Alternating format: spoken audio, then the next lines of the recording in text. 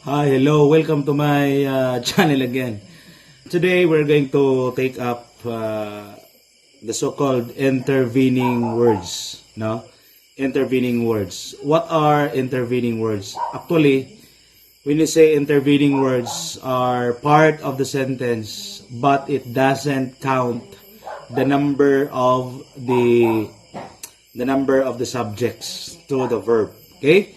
So, for example, when you say intervening words, together with, in addition to, as well as, no? So those are the examples of what we call intervening words. Now, sometimes mako-confuse tayo, no, dahil ano ba ang dapat nating gamiting verb? Is it plural or singular? Now, to tell you frankly, guys, kapag gumagamit ka ng intervening words, I tell you, it doesn't affect the number of the subject. For example, Mr. Montero, together with the teachers, conducts meeting. I repeat, Mr. Montero, together with the teachers, conducts meeting. Where is our subject? Our subject is Mr. Montero. And we use intervening words together with the teachers. That is what we call intervening words. Then our verb is conducts. No? Conducts. So, why conducts?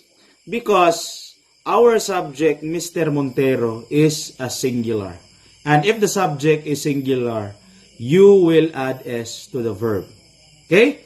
So, yung together with the teachers, even if 1 million teachers, it doesn't count the number of the subject. So that is why our answer is conducts. I repeat, Mr. Montero together with the teachers conducts meeting.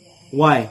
Because our subject, Mr. Montero, is a singular. And the together with the teachers, it doesn't count the number of the subject. Okay? So, another example is the students as well as the teachers play volleyball.